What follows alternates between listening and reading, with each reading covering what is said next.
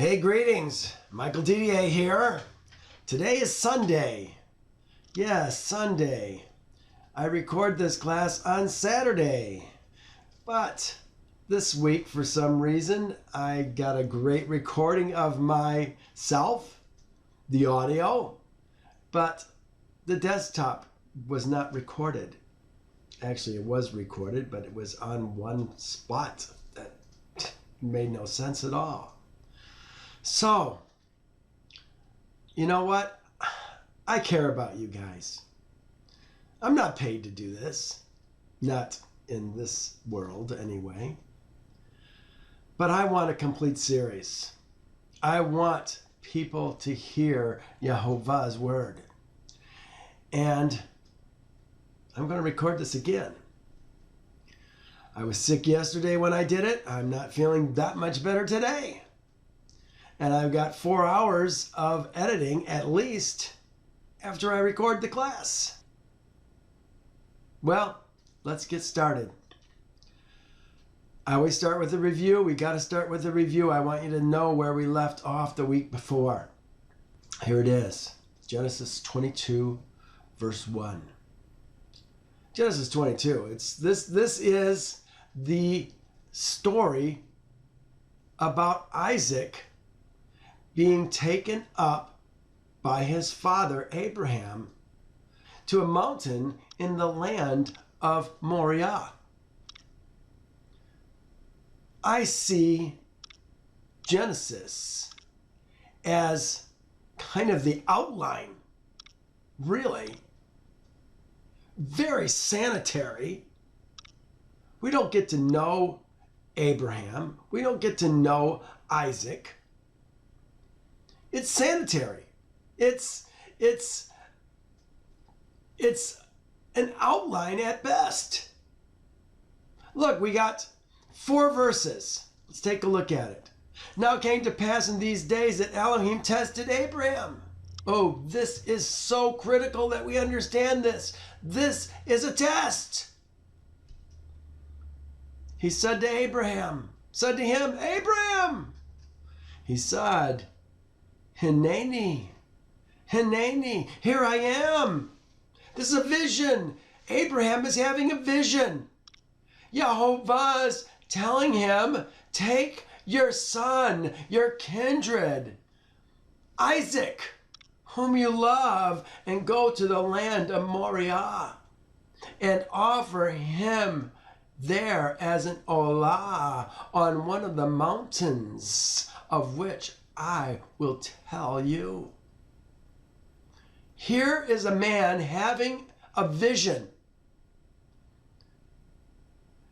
telling him to kill Shakat and burn as a sweet aroma to Yehovah. That's what the olah is. The son that he waited for more than 50 years to conceive. Now Isaac is 37 years old. And Abraham knows Yehovah so well that he's going to act on this vision.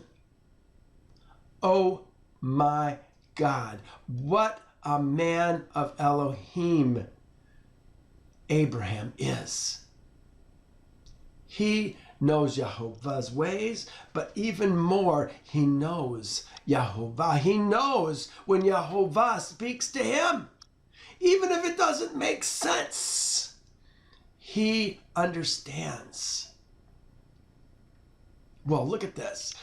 Verse 3, so Abraham rose up early in the morning, saddled his donkey, and took 2 of his young men with him, and Isaac his son. He split the wood of the olah and arose and went to the place of which Elohim had told him. No, the place in which the Elohim, Elohim had told him. And on the 3rd day, Abraham lifted up his eyes and saw the place afar off. Look at 4 verses. And we're already at Mount Moriah. Well, the mountain that he picked in the land of Moriah. Well, we saw that the lad, we read the lad. What is the picture that we have in our mind when we think about the lad? For me, and when you look at most picture books, Sunday school lessons, it's always a boy. It's a boy, 8, 9, 10 years old. Isn't that what you've seen?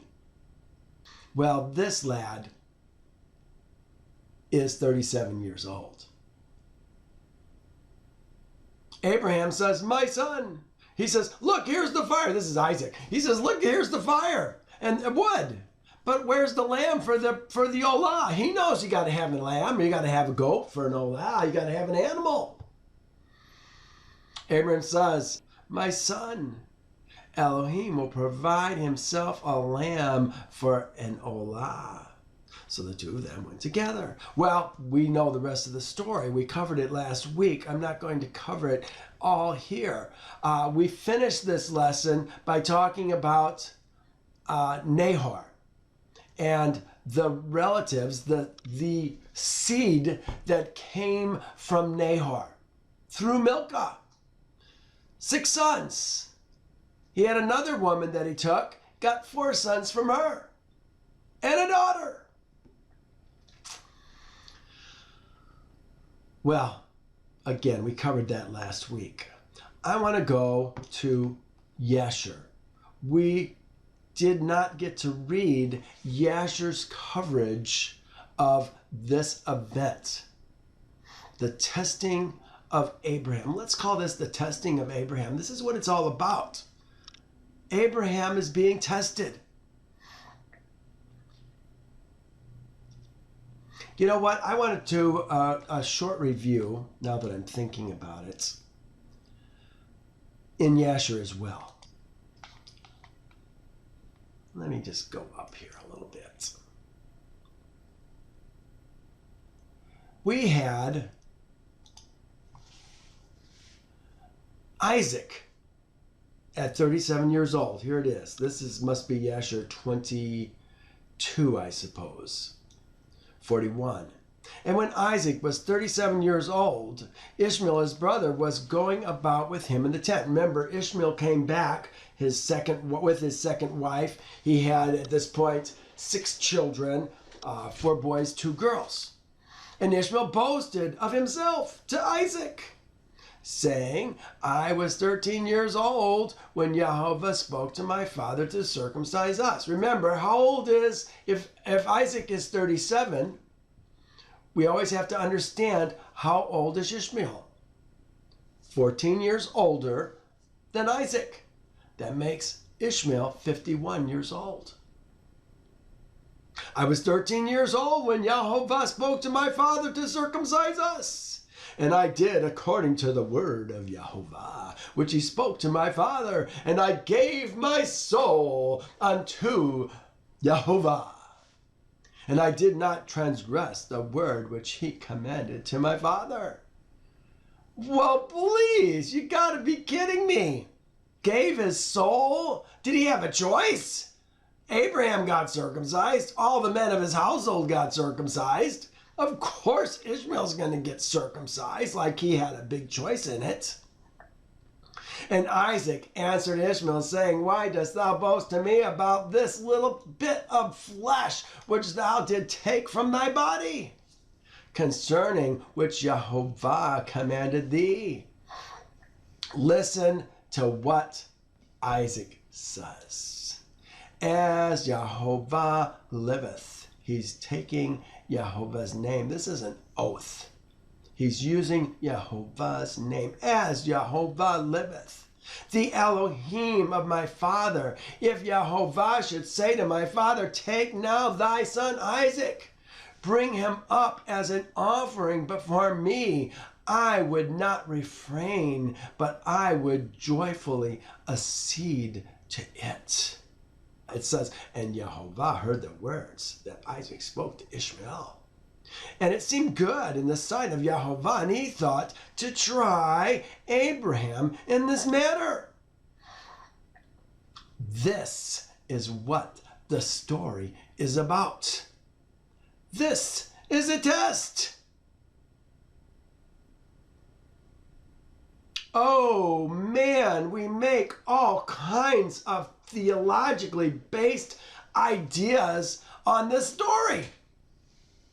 But this was simply a test by Yehovah to see if Abraham loved him more than he loved his son. It says the sons of Elohim, here it is, verse 46. The sons of Elohim came and placed themselves before Yehovah, and Satan also came with the sons of Elohim before Yehovah. He's talking about going out around the earth, and then he's complaining about Abraham. Look what he says. Hast thou seen Abraham the son of Terah, who at first had no sons? And he served thee and erected altars to thee wherever he came. And he brought up offerings upon them, and he proclaimed thy name continually to the earth's seed.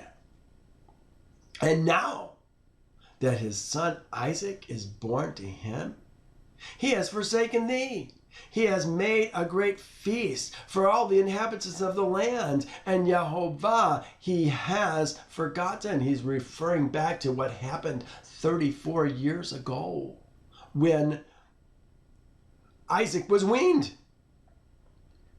For amidst all that he has done, he brought thee no offering, neither olah, nor peace offering, shalamim offering, neither ox, lamb, nor goat, of all that he killed on the day that his son was weaned. There we are, 34 years ago. Didn't bring these offerings, he just cooked them up. Didn't remember Yehovah when he did it. Remember, a peace offering is, or the shalamim offering, the shalamim, that's what it is, it's shalamim. Okay, we're going to slaughter our animal. We're going to put the blood on the altar and probably cook some of the fat on the altar. Then we're going to eat it just like everybody else. Anybody who's cleaning the house gets to eat it. But he didn't do that. So now he's saying that Abraham has forgotten Yehovah. Well, look what Yehovah says about this situation.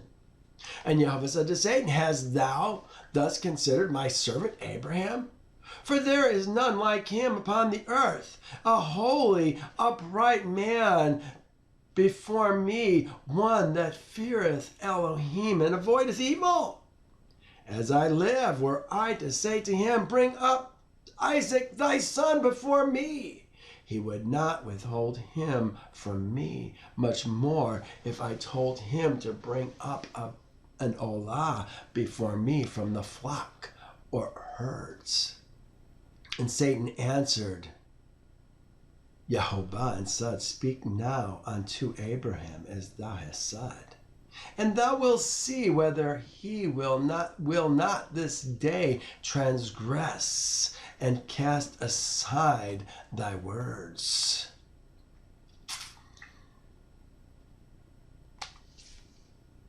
You know, in 22, we had this word right here. I'm going to go back to it. Yehovah, Yara, Ra'ah. We say Yehovah or Yehovah Jireh. Where is that? Let's see if we can find it here. Yehovah will provide. Here it is. Okay. Yehovah Ra'ah. It has the he. He will see. That's what it says. He will see. This does nothing about providing. This is he will see. This was a test. And Yehovah will see if Abraham will do what he says what he told him to do or not. Yehovah did see. Well, that's what this is all about. But, you know, we put Yehovah shall provide. Where does that even come from? Yehovah will provide. No, it's not about providing. It's about Yehovah seeing. How can we take a word that clearly means see, ra'ah, and turn it into provide? This is the theology that we instill in the word that's not there. Well, let's take a look at the test. Here's where we began yesterday. And at that time, the word of Yehovah came to Abraham. And he said unto him, remember, this is a vision that he's having. And Abraham said unto him, Hanani,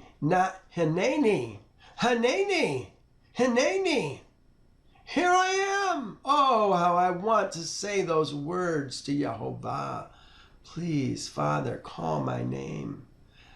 I want to answer, Hanani.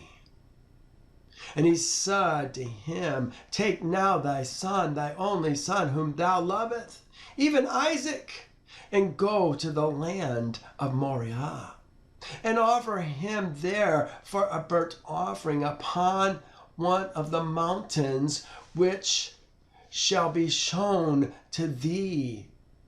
For there wilt thou see a cloud and the glory of Yehovah.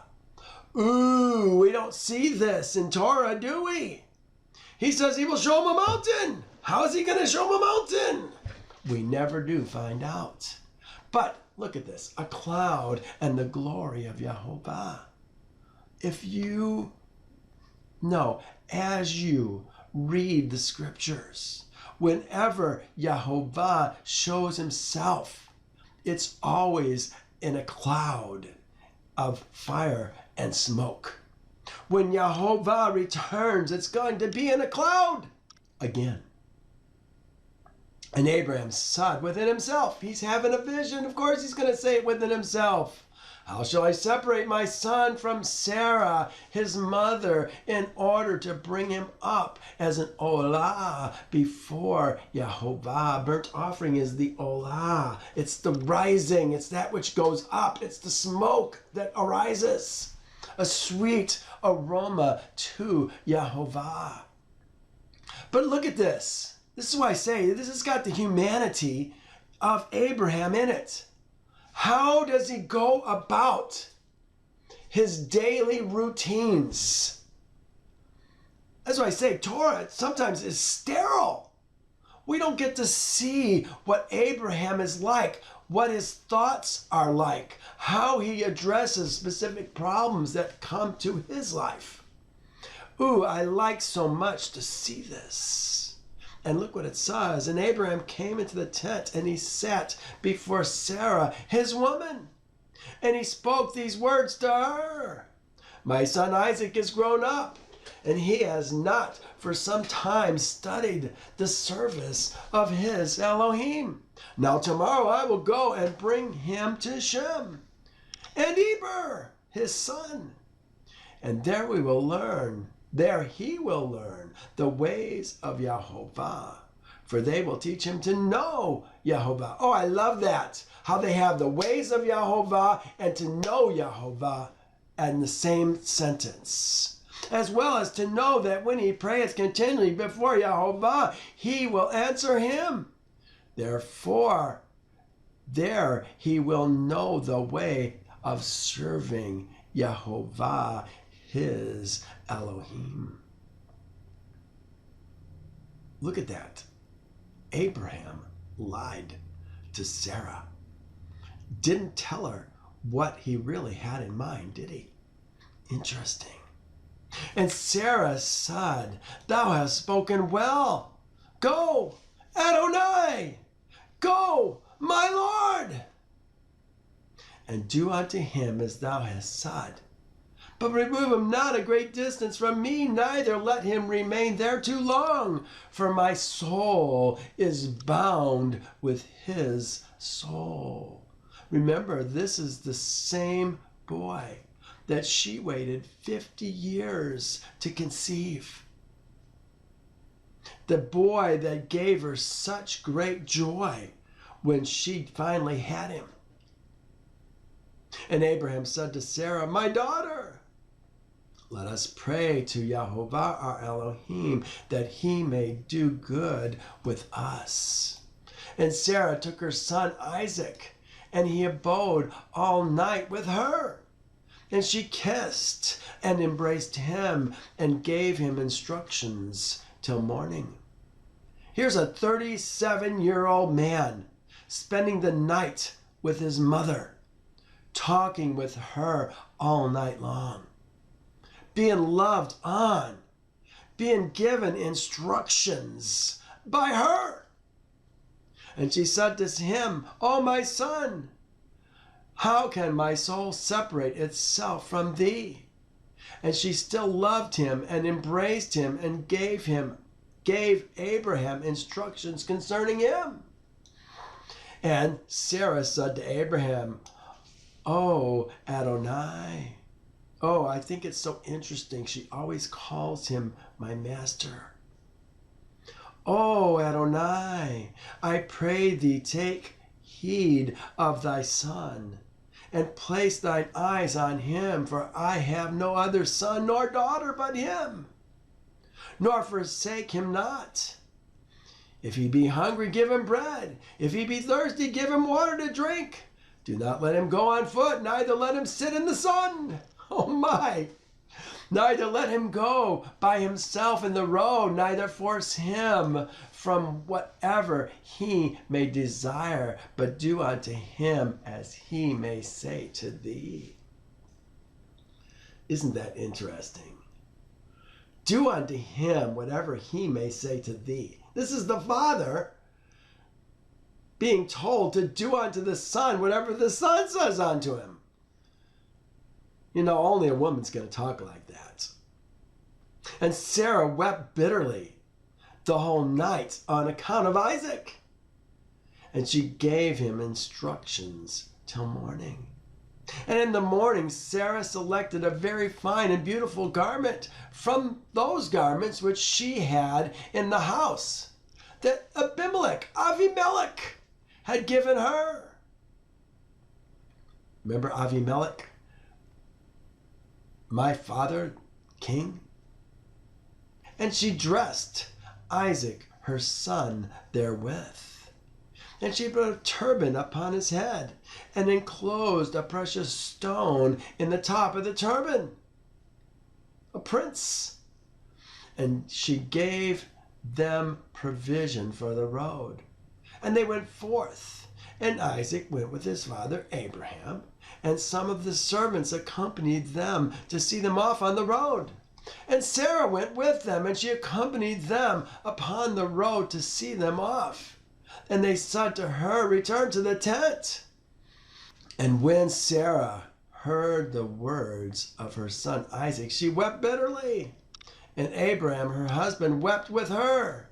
And their son wept with them a great weeping. Also those who went with them wept greatly. Do you see the love that is in this household? Even the servants are weeping to see Abraham and Isaac leave. Oh my goodness, it's amazing. And Sarah caught hold of her son Isaac, and she held him in her arms, and she embraced him and continued to weep with him. And Sarah said, who knows if after this day I shall ever see thee again. Oh, those are prophetic words we will see. And they still wept together, Abraham, Sarah, Isaac, and all those that accompanied them on the road wept with them. And Sarah afterwards turned away from her son, weeping bitterly, all her menservants and maidservants returning with her to the tents. And Abraham went with Isaac his son to bring him up as an offering before Yehovah, as he commanded him. Well, look what's happening now. Who were the two young men? That's what it says. Na'ar, I guess is what it is. Na'ar, young men. And Abraham took two of his young men, Nahor with him, Ishmael, the son of Hagar, and Eliezer his servant. And they went together with him. And whilst they were walking in the road, the young men spoke these words to themselves. Remember, Ishmael's 51 years old. How old is Eliezer? I think we forget. We have to go back to when did Eliezer become Abraham's servant? Do you remember? We talked about it months ago in Yasher. Abraham had just, it was really Abram at that time, had just come through the fiery furnace. Nimrod tried to burn him up. Threw him and his brother Haran into the furnace. Haran died. Abram lived. And Nimrod was so impressed that he gave many servants to Abraham. Flocks, camels, herds. And one of the servants that he gave was someone from his own household called Eliezer. Well, Abraham was 48 years old at that time. Now Abraham is 137. How old is Eliezer? If he was in his 20s, early 20s, let's say 20, that would still mean that Abraham was ballpark 30 years older than Eliezer. Abraham was, best case, 30 years older than Eliezer. So now, if Abraham is 137, Ishmael is minimum 107, still being called a Nahor, a young man. Are we talking about comparisons? If Abraham's 137, I guess somebody 30 years younger is a young man. Perhaps.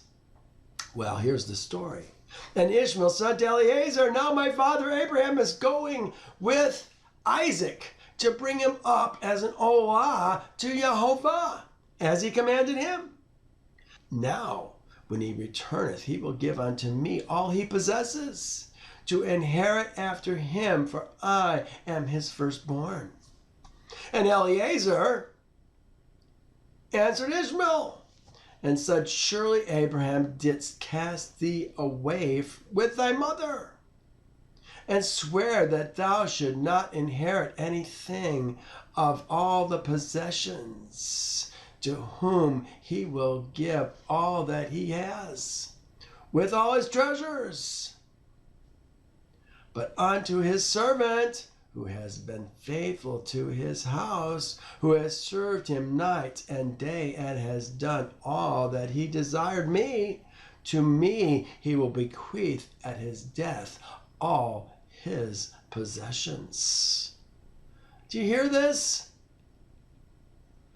Ishmael and Eliezer seem to be more interested in what they can get out of this situation than the loss of Isaac. Oh, what a shame. And whilst Abraham was proceeding with his son Isaac along the road, Satan came and appeared to Abraham in the figure of a very aged man, humble and contrite.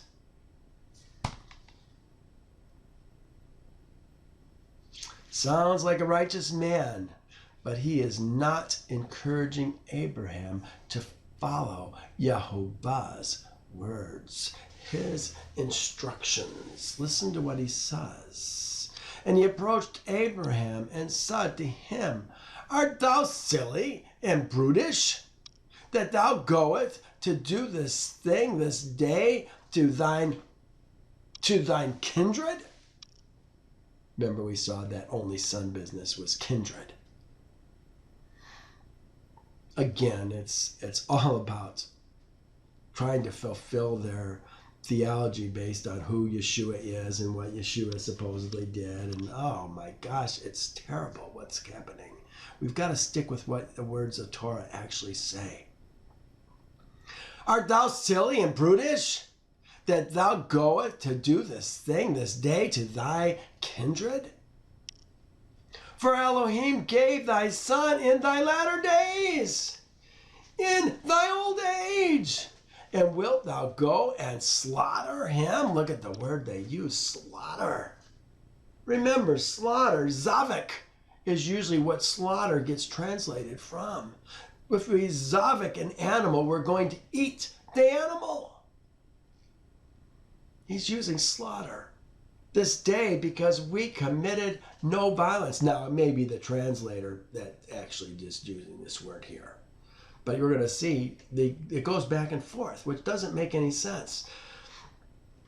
And wilt thou go and slaughter him this day because he committed no violence? And wilt thou cause the soul of thy kindred to perish from the earth? Dost thou not know and understand that this thing cannot be from Yehovah? For Yehovah cannot do unto man such evil upon the earth to say to him, go slaughter thy child. You know what? In a worldly sense, this makes perfect sense, doesn't it? What Satan's saying. But Abraham is marching to a different drummer, isn't he?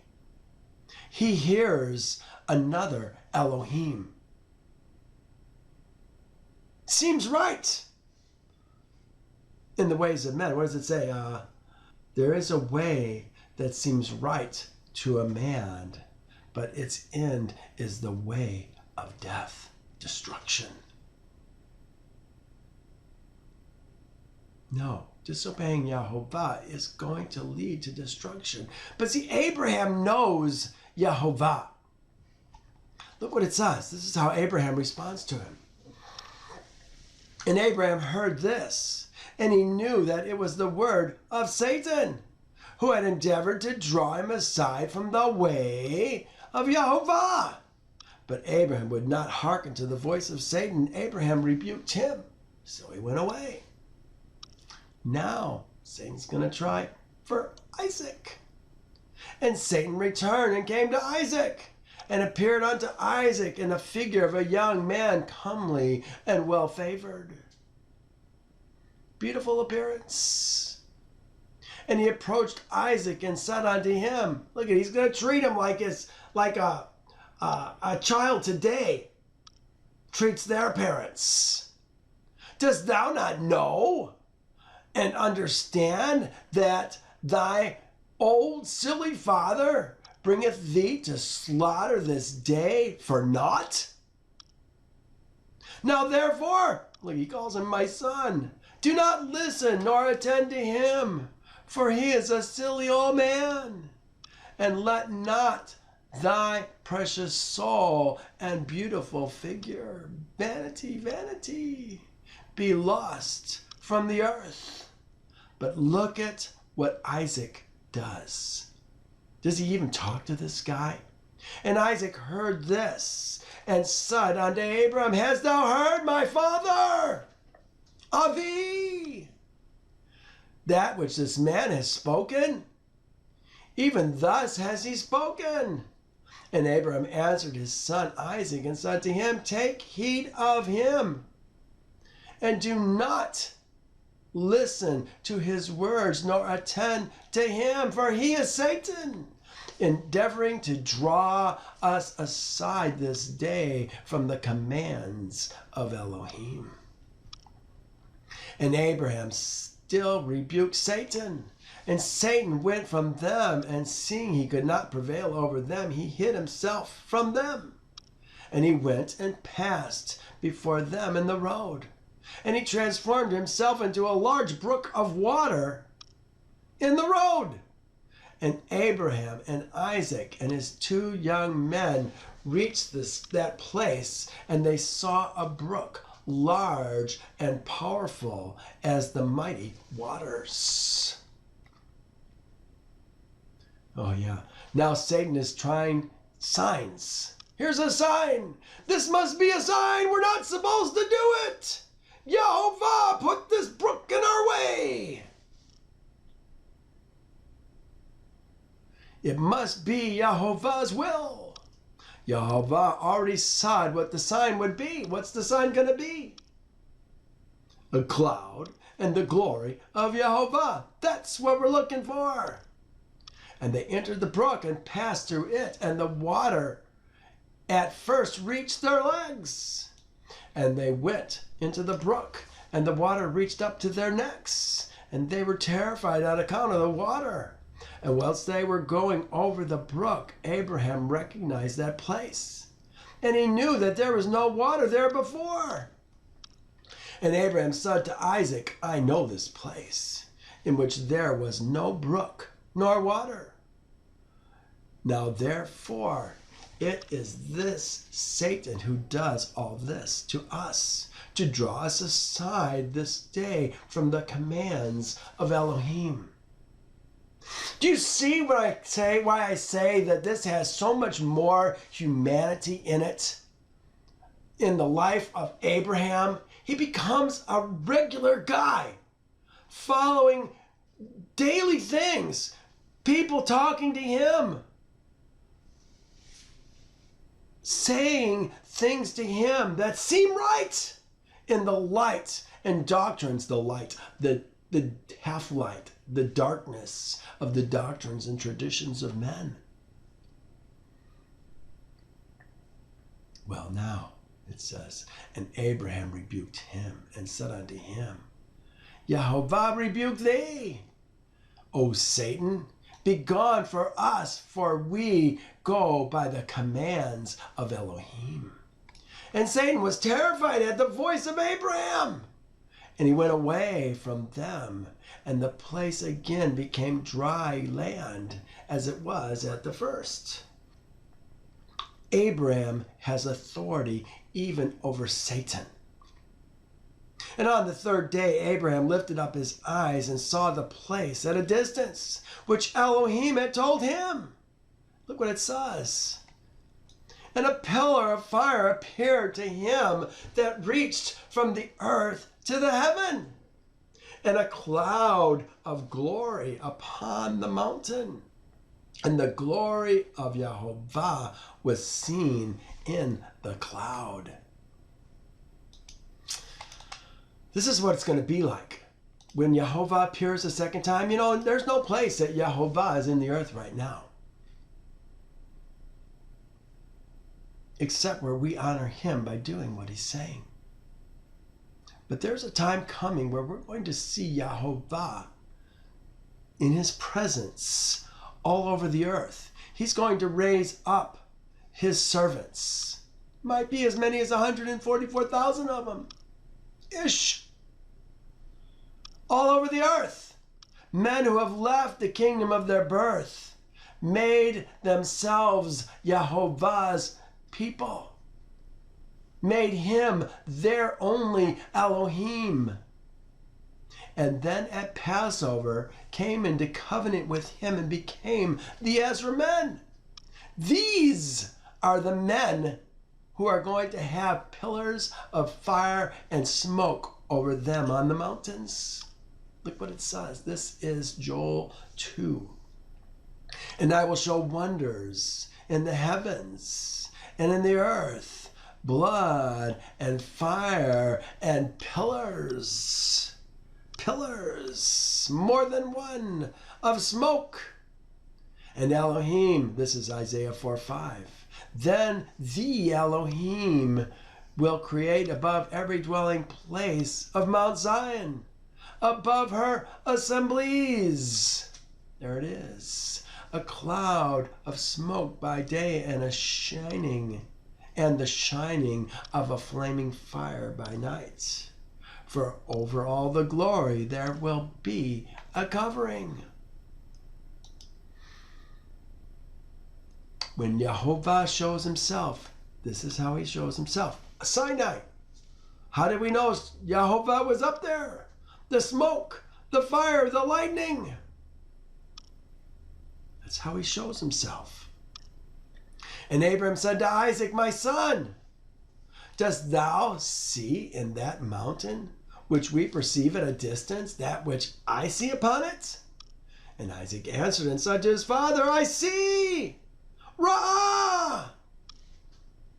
And lo, a pillar of fire and a cloud, and the glory of Yehovah is seen upon the cloud. Oh boy, I want to see that. And Abraham knew that his son Isaac was accepted before Yehovah for an olah.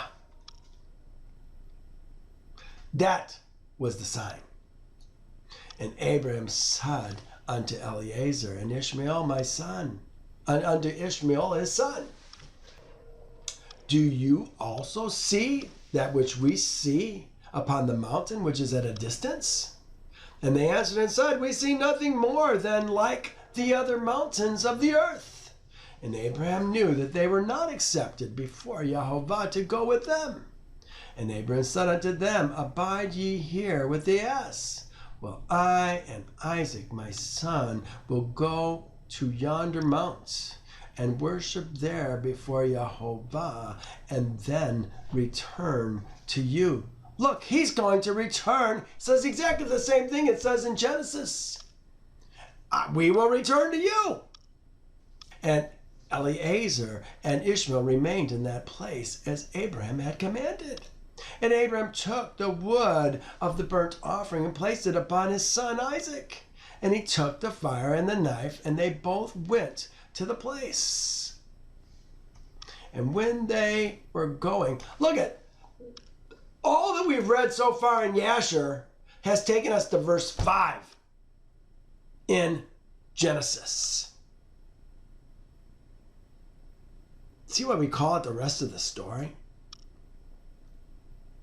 And when they were going along, Isaac said to his father, behold, I see the fire and the wood. And where then is the lamb that is to be burnt, that is to be the olah before Yehovah? And Abraham answered his son, saying, Yehovah has made a choice of thee, my son, to be a whole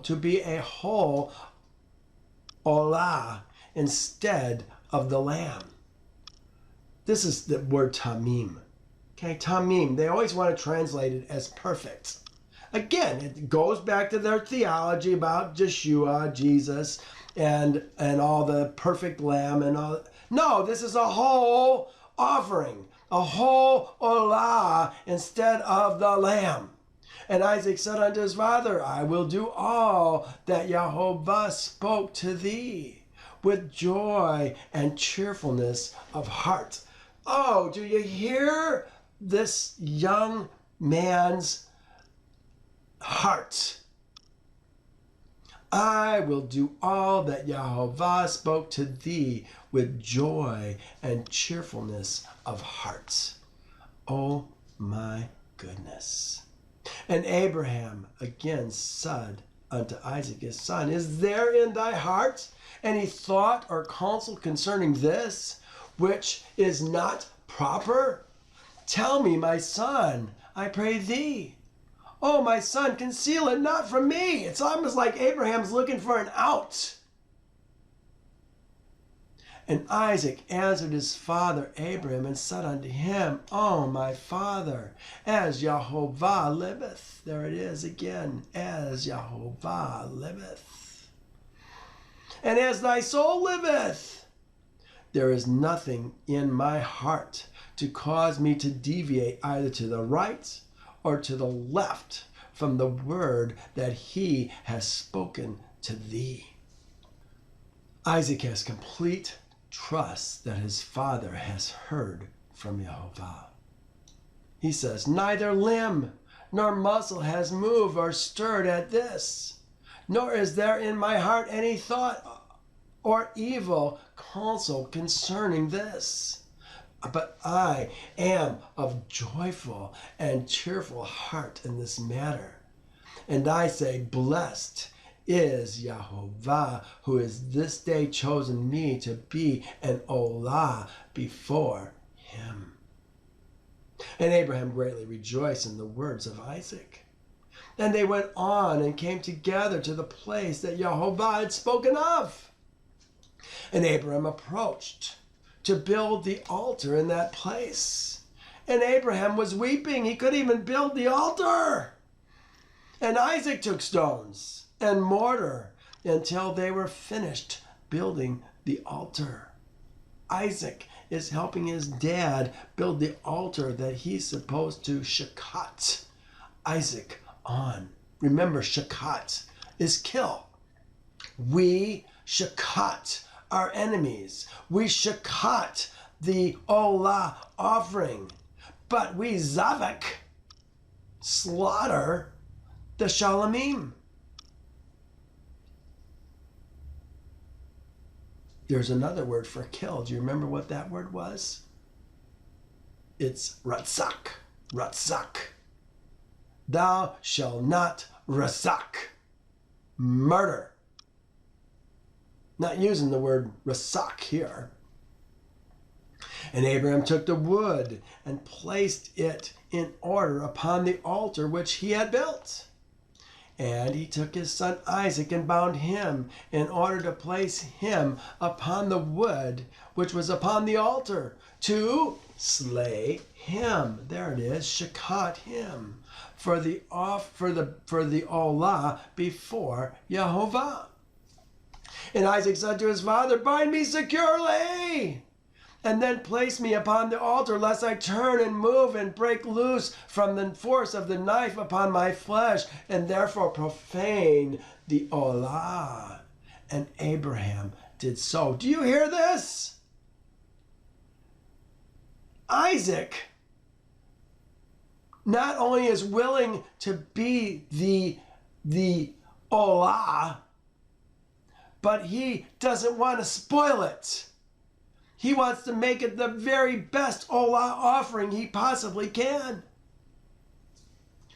Oh, that we all had a heart to lay down our life in service to Yehovah. I guess in a sense that's what I'm doing right now. I did not want to do this again. I did not want to do it again. I was tempted just to go ahead and just let you have the video of me. Get out your Bible. Download Yasher. Follow along. But I couldn't do it. And Isaac said to his father, oh, my father, when thou shalt have slain me and burnt me for an offering, a korban, an offering, a korban. This is what a korban is all about, drawing near to Yehovah. He says, take with thee that which shall remain of my ashes to bring to Sarah my mother, and say to her, this is the sweet-smelling savor of Isaac. The sweet-smelling savor. That's what an olah is. A sweet savor to Yehovah. But do not tell her if she should sit near a well, nor any high place, lest she should cast her soul after me and die. Oh, look at this. First he's worried about being the best offering he can be. Now his next concern is his mother. And Abraham heard the words of Isaac, and he lifted up his voice and wept when Isaac spake these words. And Abraham's tears gushed down upon Isaac's, his son, and Isaac wept bitterly. And he said to his father, hasten thou, my father, and do with me the will of Yehovah our Elohim, as he commanded thee. And the hearts of Abraham and Isaac rejoiced at this thing which Yehovah had commanded them. But the eyes wept while the heart rejoiced. Do you hear the mixed emotions here? They so much want to serve Elohim as he expects. And Abraham bound his son Isaac and placed him on the altar upon the wood. And Isaac stretched forth his neck upon the altar before his father. Look at that. Here you go, Dad.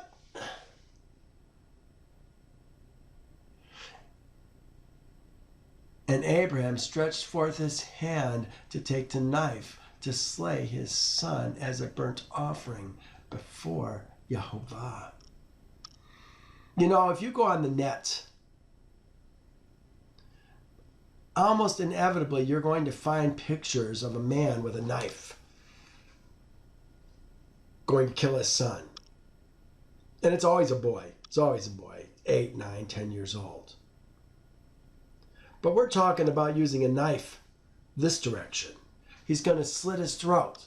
This is a humane slaughter for any animal that we're going to shakat or zavik for Yehovah. And we're going to kill or slaughter to Yehovah. And at that time, the angels of mercy came to Yehovah. Angels, messengers of mercy, coming before Yehovah and spake to him concerning Isaac, saying, O Yehovah, thou art a merciful and compassionate king. Over all thou hast created in heaven and earth, and thou supportest them all. Give therefore a ransom and redemption instead of thy servant Isaac, and pity and have compassion upon Abraham and Isaac his son, who are this day performing thy commands. Hast thou seen, O Yehovah, how Isaac the son of Abraham thy servant is bound down to the slaughter like an animal? They use the word slaughter. Love to see the Hebrew on this. Now therefore, let thy pity be roused for them, O Yehovah. At that time, Yehovah appeared unto Abraham and called to him from heaven. This is another vision. He doesn't appear in his mind. And called to him from heaven and said to him, Lay not thy hand upon the lad, the Na'ar, neither do thou anything to him, for now I know that thou fearest Elohim in performing this act, and in not withholding thy son, thy kindred, from me. This is the test, and Abraham has just passed it. Abraham lifted up his eyes and saw, and behold, a ram was caught in the thicket by his horns. That was the ram which Yehovah had created in the earth in the day that he made the earth and the heavens. What is that all about? For Yehovah had prepared this ram for that day, to be the burnt offering instead of Isaac. You know, we are still doing this today. I wonder if Passover, the time of life, the time where the ger becomes the Ezra, comes before Yehovah, renews his covenant with him, slaughters his animal, and then becomes as one born in the land. Numbers 9 says this: They shall leave none of it until morning, nor break one of its bones. According to the ordinance of the Passover, they shall keep it. But the man who is clean and not on a journey, and who ceases to keep the Passover. He was keeping the Passover, but now he's going to stop keeping the Passover.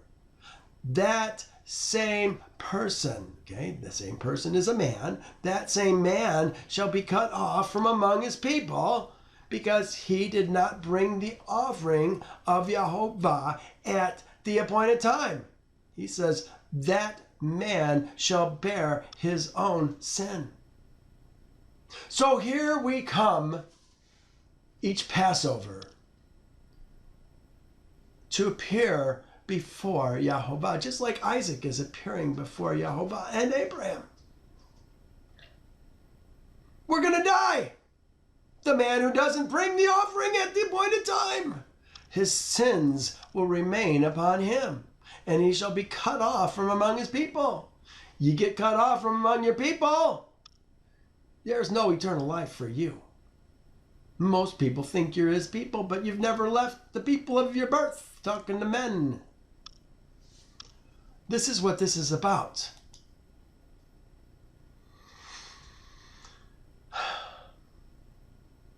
And Yehovah had prepared the ram for that day to be a burnt offering instead of Isaac.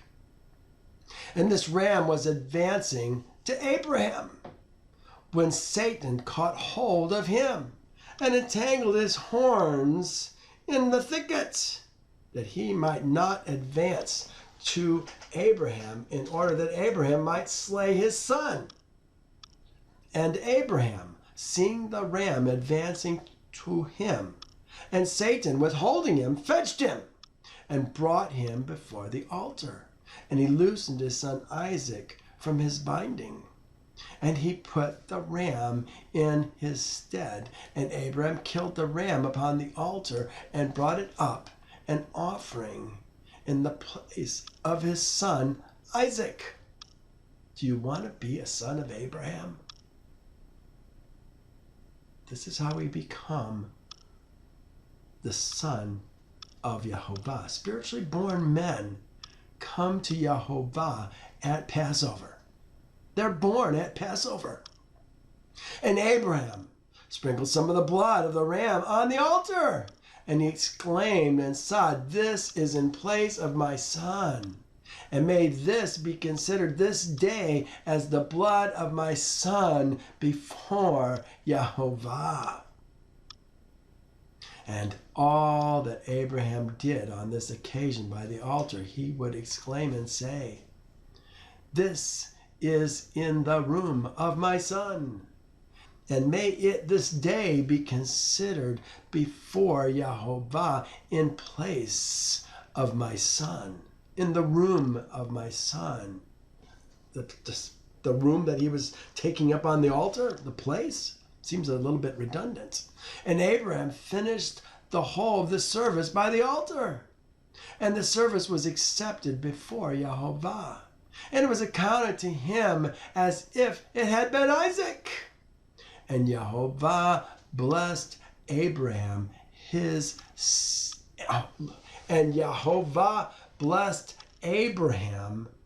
and his seed that day. Isn't it interesting that he says, "and his seed that day"?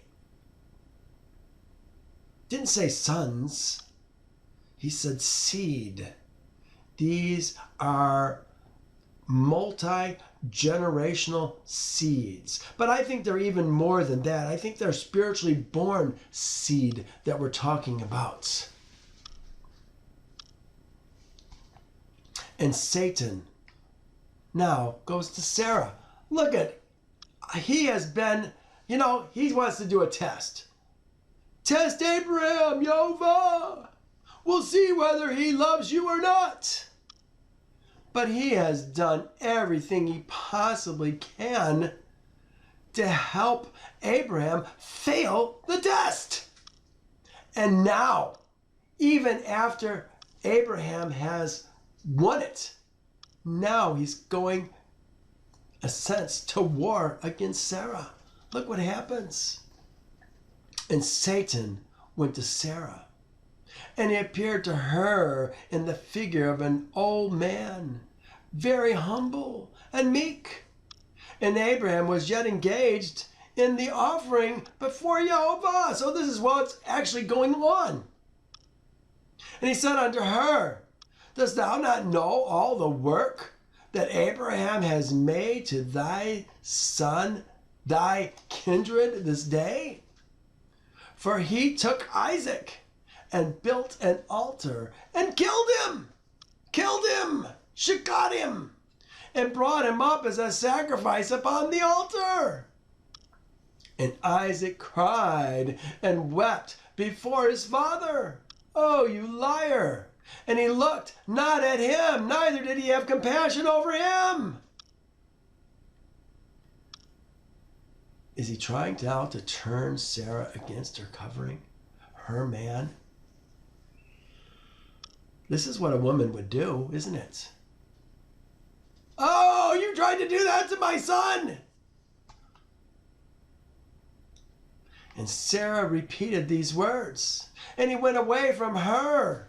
And Sarah heard all the words of Satan, and she imagined him to be an old man from among Adam's seed, who had been with her son, and had come and told her these things.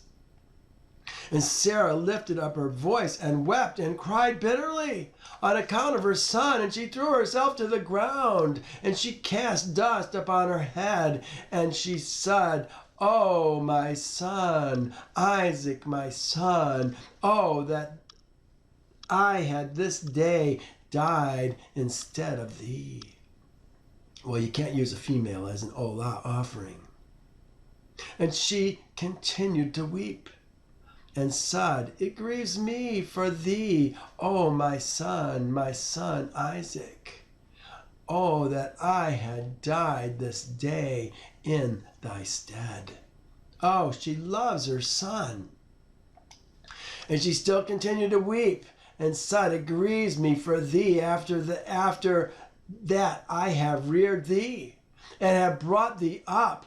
Now my joy is turned into mourning over thee, in that I had a longing for thee, and cried and prayed to Elohim till I bare thee at 90 years old. And now hast thou served this day for the knife and the fire to be made an offering." We saw her emotional response. Now she's going to have a mental response. This is really, she's a woman of worth. She's a woman who wants to serve Yehovah by serving her man. But now listen to what she says. "But I counsel myself with thee, my son, in its being the word of Yehovah, for thou didst perform the command of thy Elohim. For who can transgress the word of our Elohim, in whose hands is the soul of every living creature? Thou art just, O Yehovah, our Elohim, for all thy words are good and righteous. For I also am rejoicing with thy word which thou didst command, and whilst my eyes weeping bitterly, my heart rejoices." There it is again. Eyes weeping bitterly, but her heart is rejoicing. "And Sarah laid her head upon the bosom of one of her handmaids, and she became still as stone. She afterwards rose up and went about making inquiries till she came to Hebron. And she inquired of all those whom she met walking in the road. And no one could tell her what had happened to her son." Why'd she go to Hebron? Remember, he said they were going to Shem and Eber's house, didn't they? So he could learn the way of Yehovah and to know Yehovah. And she came with her maidservants and her menservants to Kirjath Arba, which is Hebron. And she asked concerning her son, and remained there while she sent some of her servants to seek where Abraham had gone with Isaac. They went to seek him in the house of Shem and Eber. Well, that's a good place to look. And they could not find him, and they sought throughout the land, and he was not there. So that's why I say I think Shem and Eber lived in this Hebron area. "And behold, Satan came to Sarah in the shape of an old man." Here he comes again. "And he came and stood before her. And he said to her, I spoke falsely unto thee, for Abraham did not kill his son, and he is not dead. And when she heard the words, her joy was exceedingly violent on account of her son, that her soul went out through joy. She died and was gathered to her people. So Sarah died in Kirjath Arba. That is Hebron, in the land of Canaan.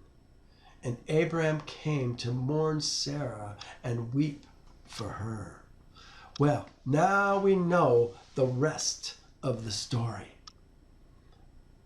Sarah's death. You know, the very next chapter that we're going to see in Torah says, these are the days of the life of Sarah.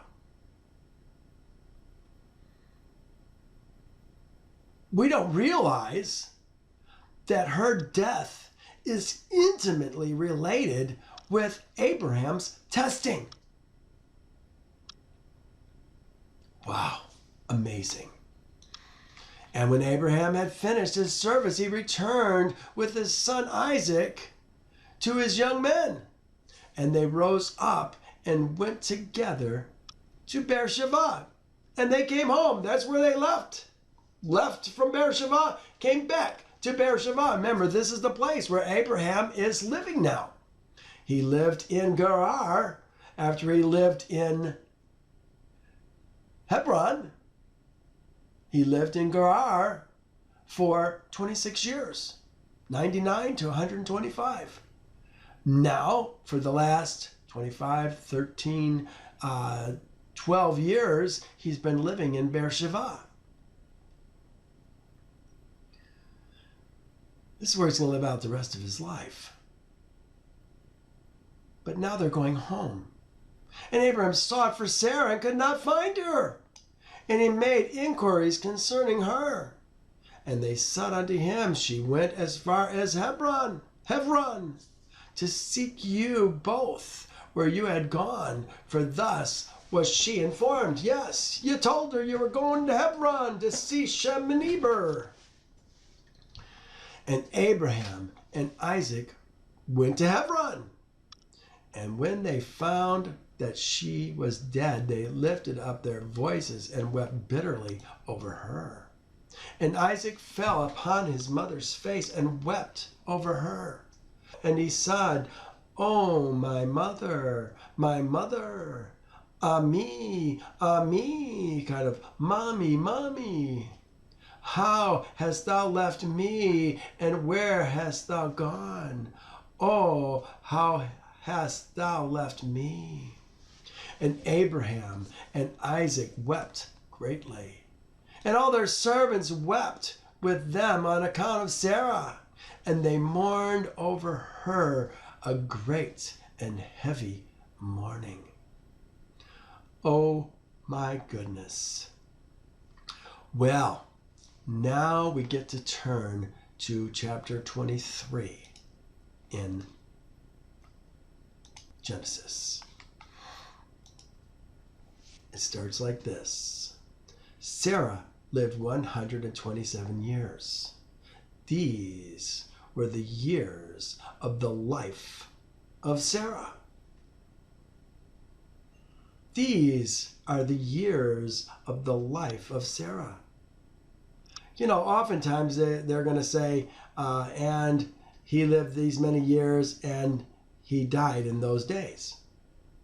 But here it says, these are the years of the life of Sarah. So Sarah died in Kirjath Arba. That is Hebron. Oh, this place has lots of names. Mamre, Kirjath Arba, Hebron, and Machpelah. The cave at Machpelah. All these are part of the same place. So Sarah died in Kirjath Arba, that is Hebron, in the land of Canaan. And Abraham came to mourn for Sarah and to weep for her. Yeah, here's they are. This one tells us that 23:2 tells us that Kirjath Arba is Hebron. But then it says here, Mamre also is Hebron. Mamre, that is Hebron. the cave at Machpelah before. So now we've got all those related together. Then Abraham stood up from before his dead and spoke to Heth's seed. Heth's seed. This gets translated as the sons of Heth. I'm surprised it doesn't get translated as the children of Heth, because this is the same words, B'nai Heth, that we get for B'nai Israel. That gets translated by so many as the children of Israel. There's a few who are a little better. They call them the sons of Israel. But there's no definite article there, and they're not Israel's sons. Israel doesn't have any sons. He's not a real person. He's a spiritual person. We're talking about something different. B'nai Heth is B'nai. B'nai is, Benim is sons. If Heth has sons, here, Heth had sons. Well, let's look at Canaan. Canaan had sons. The sons of, here it is right here. The sons of Ham were Cush, Mitzrayim, Put, and Canaan. Canaan begat, here's all the ones that Canaan begat. Actually, I think I've got it down here. Yeah. Canaan begat Sidon, his firstborn, and Heth, the Jebusites. Okay, these are sons.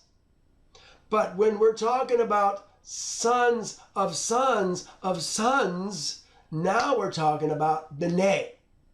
B'nai Heth, B'nai Abraham, B'nai Adam. We're all B'nai Adam until we experience the second birth. We become B'nai Israel. And we get restored with the glory and the honor and the immortality that Yehovah created us to have. But let's continue. Seed. We're talking about seed. I think this is really interesting. Because when we talk about here, Yasher says who the sons of Canaan were. Zidon, Heth, Amari, Girgashi, Hivi, Arki, Seni, Arudi, Zimodi, and Kamati.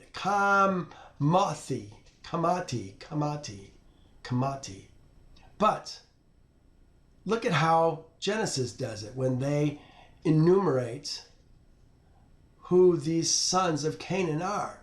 He doesn't name them by name, he names them by people. He begat Sidon, there's a name, his firstborn, and Heth, secondborn. But now he calls them Amorites, Girgashites. Well, Amorite, where does that come from? Right here, Amari.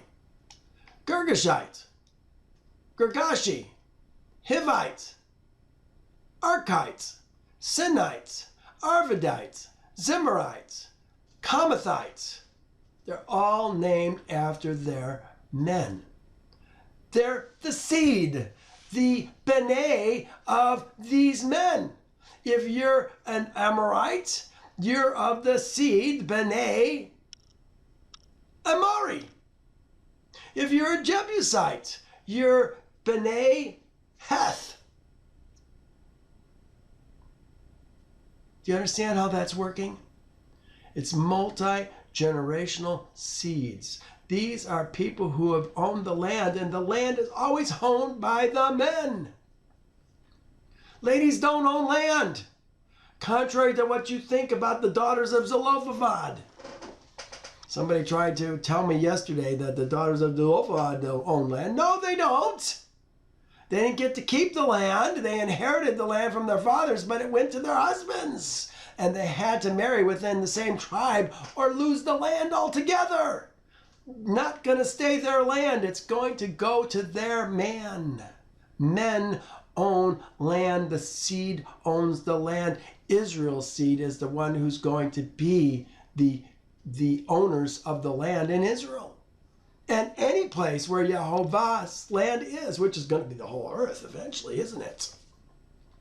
So here is Abraham talking to B'nai Heth.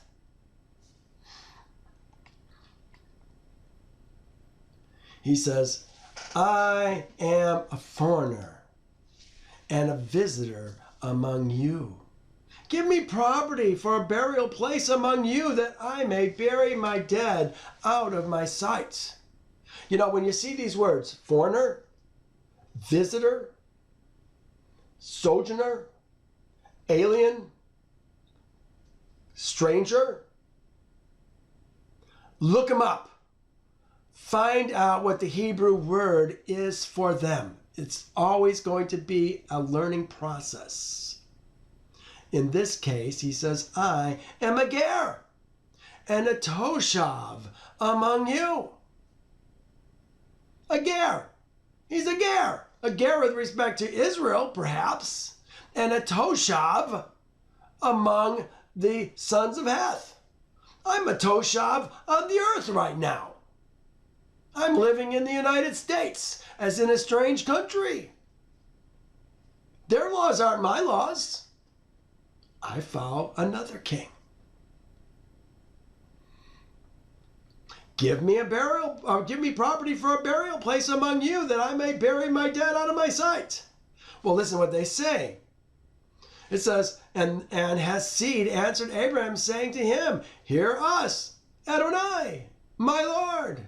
You are a mighty prince among us. Oh yeah, Abraham has great respect among the people of Canaan. Remember, he's the one who killed 800,000 men that came out of the north. Oh, he's done great feats. Oh, and we haven't even gotten to all the things that Isaac's going to do, and Isaac are going to do with his sons. Oh my goodness, our son Jacob and Israel's going to do with his sons. We'll see that when we get to like chapter 60. We got a long ways to go.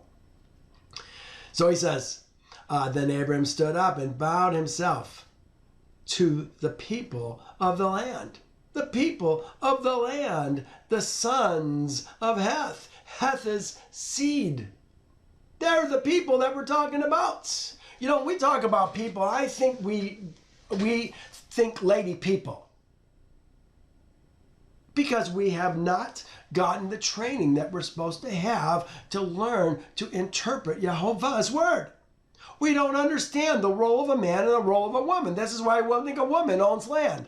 This is why we think a woman's going to be a judge or a king or a prince or a priest. No. We're talking about people, men people. Abraham is not talking to ladies asking for property. Here, I think in this one, was it this one? Was it this one? Yeah, I had a note here. Regarding people, here is 2 verses talking about the same incidents.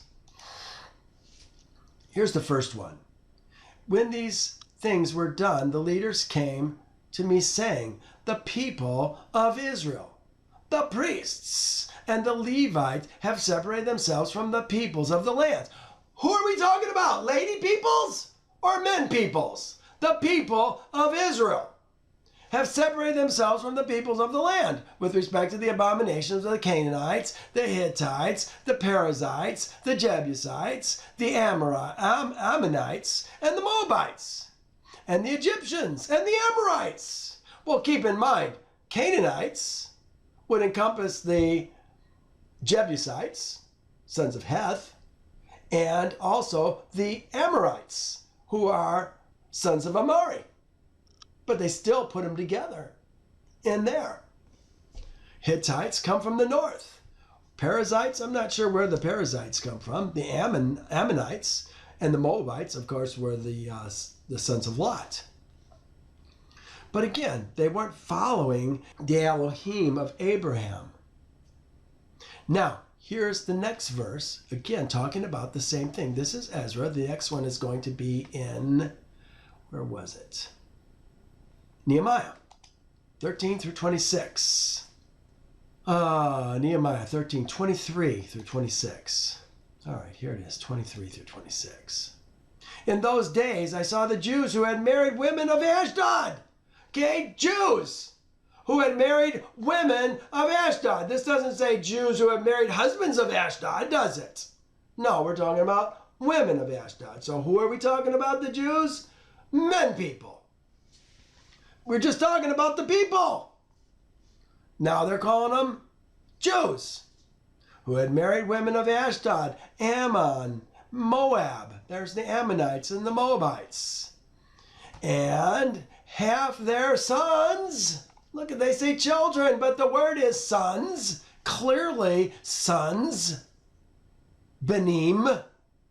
It's conjugated, so it says, and their sons, but this is sons.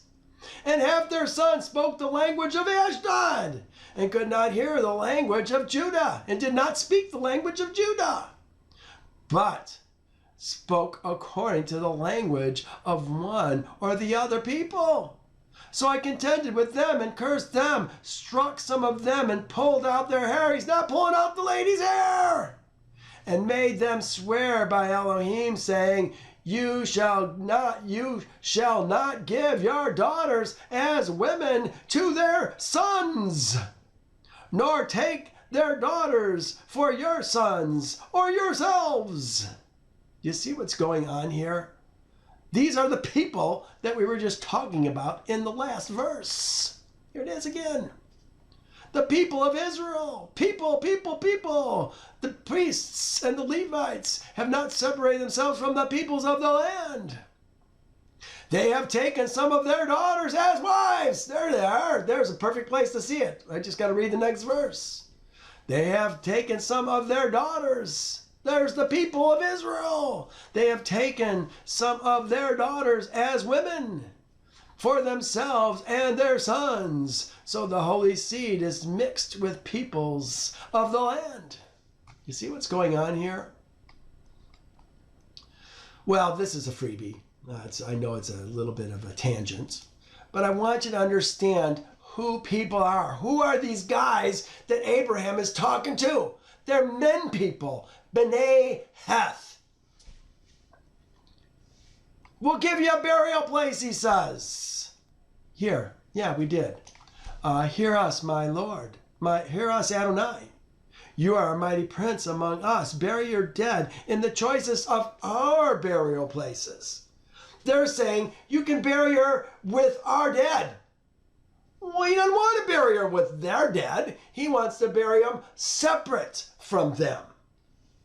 That you may bury your dead. Bury them. None of us will withhold from you his burial place. Each of our burial places. That you may bury your dead. Well, that's not good enough. Then Abraham stood up and bowed down to the people of the land. And he spoke to them, saying, If it is your wish that I bury my dead out of my sight, hear me and meet with Ephron, the son of Zochar, for me. Zochar, it's a het. Zochar. And he shall give the cave, and that he may give me the cave at Machpelah, which he has, which is at the end of his field. Let him give it to me at full price as property. Okay, he's not talking about property. He's talking about as a possession. A permanent possession is what they want for a burial place among you. Machpelah. This is a double portion, a two-part cave. One of my friends yesterday sent me after our class a link to the cave at Machpelah. They have one cave that is a very public place, and it's like, oh, geez, look what they did to this place. But there's another place that's kind of off the grid that nobody knows about, that also many believe is also the cave at Machpelah. It's a two-part cave. Even in this cave that they found is a two-part cave. One for the initial decay, the other for the boxes or ossuaries stacked with the bones of their ancestors. So they have one place for them to decay, and then they move them in to the inner chambers, the inner cave, for storage. This cave is the cave that Sarah and Abraham are buried in. It's the cave that Isaac and Rebekah are buried in. But look at this. It's also the cave that Leah and Rebekah are buried in. How does that work? How come Rachel's not there? Remember, Rachel was buried in Bethlehem. Luz is another word for Bethlehem. It was Luz before it was Bethlehem. But how come they didn't bury Rachel in this cave at Machpelah? Interesting. We'll learn some things about Rachel later on. He wants a place that's going to be permanent property. Now Ephron dwelt among Heth's seed. Hear that? Ephron was not Heth's seed. He dwelt among Heth's seed. He says, and Ephron the Hittite, he's a Hittite, answered Abraham in the presence of Heth's seed. All who entered the gates of the city saying, my Lord, or no, my Lord, hear me. I give you the field and the cave that is in it. I give it to you in the presence of Heth's. No, in the presence of the seed, in the presence of my people's seed. Ooh, isn't that interesting? My people's seed. I give it to you in the presence of my people's seed. He's not one of the people's seed because he's a seed of a Hittite. Hitti probably is Hitti seed. I give it to you in the presence of the seed of my people. B'nai Ami is what it is. B'nai Ami. There it is. B'nai Ami, my people's seed. I give it to you, bury your dead. Then Abraham bowed himself down before the people of the land. And he spoke to Ephron in the hearing of the people of the land, saying, if you will give it, please hear me. I will give you money for the field. Take it from me, and I will bury my dead there. And Ephron answered Abraham, saying to him, my Adonai, my master, listen to me. The land is worth 400 shekels of silver. What is that between you and me? So bury your dead. And Abraham listened to Ephron. And Abraham weighed out the silver for Ephron, which he had named in the hearing of Heth's seed, 400 shekels of silver, the currency of the merchants. Oh, this is kind of interesting. Currency. Look at this. It really doesn't say currency. It says crossing. The crossing for the merchants. 400 silver shekels is the crossing for the merchants. For those who traffic. That's what for merchants, for those who traffic. Crossing. What is crossing here?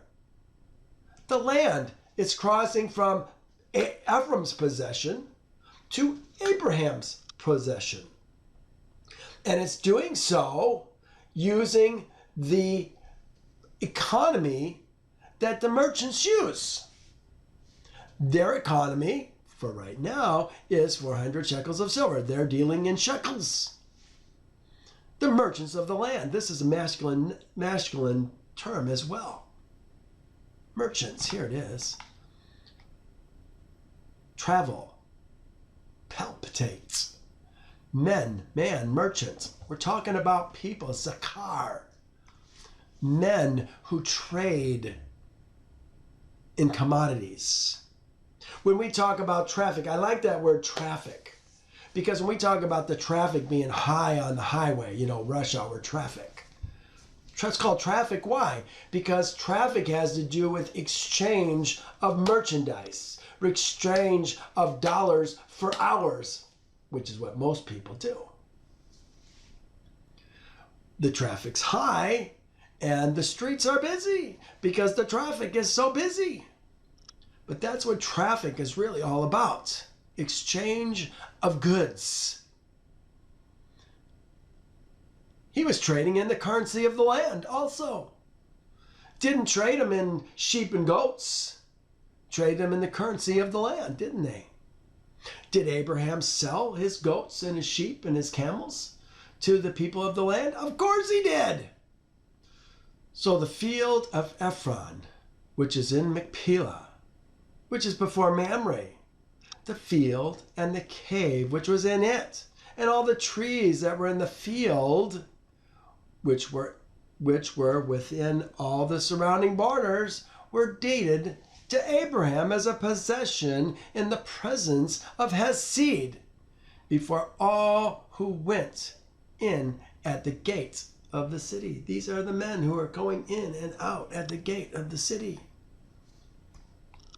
Deeded.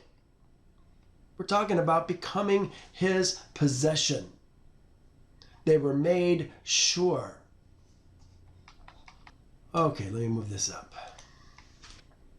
So the field and the cave that is in it were deeded to Abraham by Hesed as property for a burial place. Now, you know what? We're going to see in Yasher right now this same portion done over. And we're going to see that this is a very legal process that Abraham is going through with the sons of Heth. And it's very interesting to see who the witnesses of this transaction, this traffic, is going to be. Chapter 24 of Yasher. And the life of Sarah was 127 years. And Sarah died. And Abraham rose up from before his dead to seek a burial place to bury his woman Sarah. And he went and spoke to Heth's seed, the inhabitants of the land, saying, I am a stranger and a sojourner. Oh, look at that. They really translated that nicely. I am a stranger and a sojourner with you in the land. Give me a possession for a burial place in your land, that I may bury my dead from before me. And Hesed said to Abraham, Behold, the land is before thee.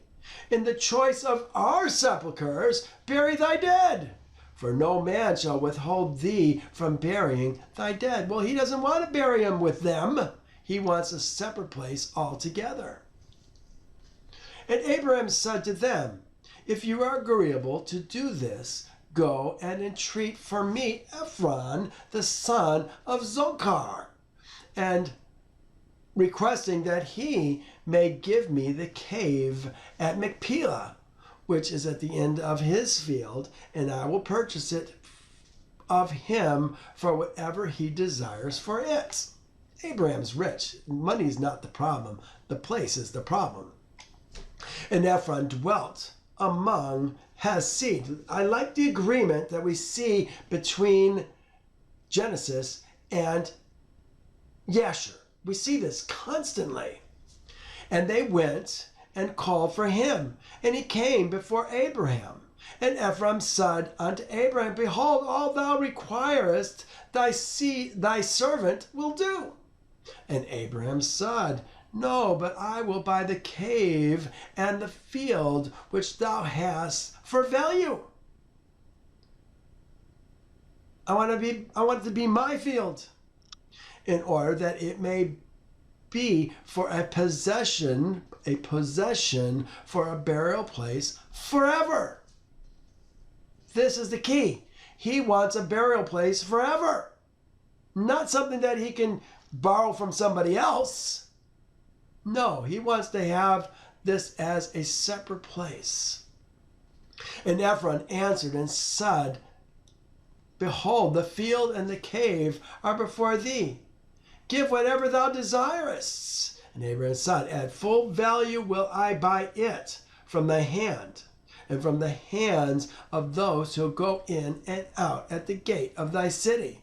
and from the hand of thy seed forever. He wants to own this. His seed is not going to get it back.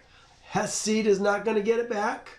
It's going to be for him forever. And Ephron and all his brethren heard this.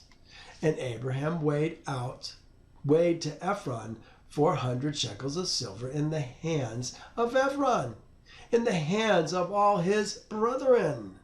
And Abraham wrote this transaction, and he wrote it and testified it with 4 witnesses. Look at who the witnesses are. I think this is really interesting. He didn't use seed of Heth as witnesses. And these are the names of the witnesses: Amigal, Abishna, the son of Abishna, the Hittite. One's a Hittite. These are his brethren. These are Ephron's brethren.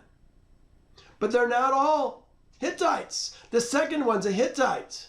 Here it is right here, the Hittites. Then we have the third one. He's a Gomerite or Gomerite. Not even sure where a Gomerite comes from. The last one is a Zidonite. Remember, Zidon is the firstborn of Canaan. He's a Zidonite. So he's a Canaanite. Witnesses from different races as well. I think that's really interesting. And Abraham took the book of the purchase and placed them in his treasuries. Treasuries. Those are the treasuries that Eliezer was talking about earlier on today. And these are the words that Abraham wrote in the book, namely, that the cave and the field Abraham bought from Ephron the Hittite, and from his seed, multi-generations of men. Ladies don't own it.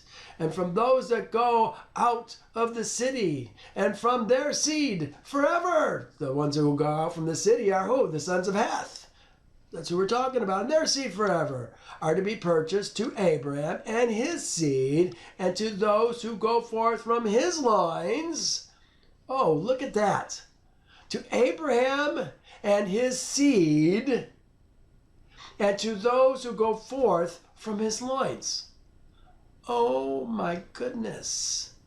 Does that mean that we're talking about the spiritual seed as well? I think it does. Because all who go out from his loins would be his seed that we're normally talking about, wouldn't it? For a possession of a burial place forever. And he put his signet, his seal to it, and testified it with witnesses. And the field and the cave that was in it, and all that place were made sure unto Abraham and unto his seed after him from Heth's seed. Behold, it is before Mamre in Hebron, which is in the land of Canaan. And after this, Abraham buried his woman Sarah there. And that place and all its boundary became to Abraham and unto his seed for possession of a burial place. And Abraham buried Sarah with pomp, as is observed at the interment of kings. And she was buried in very fine and beautiful garments. She is being honored like a king is being honored. Wow. And at her bier was Shem, his son Eber, and Avimelech, together with Anar, Ashkol, Mamre, and all the grandees of the land followed her bier. Ashkol is the one who founded Ashkol. Mamre is the man who founded Mamre. Anar is the man who founded Anar. And the grandees of the land, These are all the kings, we would probably call them mayors of the cities. And the days of Sarah were 127 years, and she died. And Abraham made a great and heavy mourning. And he performed the rites of mourning for 7 days. I don't know what the rites of mourning are. And all the inhabitants of the land comforted Abraham and Isaac his son on account of Sarah. And when the days of their mourning passed by, Abraham sent away his son Isaac, and he went to the house of Shem and Eber. That's where Isaac is going. Isaac is the he that went to the house of Shem and Eber. To learn what? To learn the ways of Yehovah and his instructions. They're going to teach him to know Yehovah. And Abraham remained there for 3 years. Well, we're going to stop here. This is where we stopped yesterday. We're going to stop here also. I want to show you next week, we're going to talk about what I like to call the extra mile girl. This is Rebecca, the extra mile girl. She is a woman of worth. She's like 10 years old. But this woman, this young woman, is a woman of worth. I call her an extra mile girl because when he asks, give me a drink, she says, I'll not only give you a drink, I'm going to water all your camels. That's what an extra mile girl is like. And that's what a woman of worth, the one who's so hard to find, rare as rubies. Talk about her next week. All right. Well, hey, thank you for joining me. We'll catch y'all later. Bye now.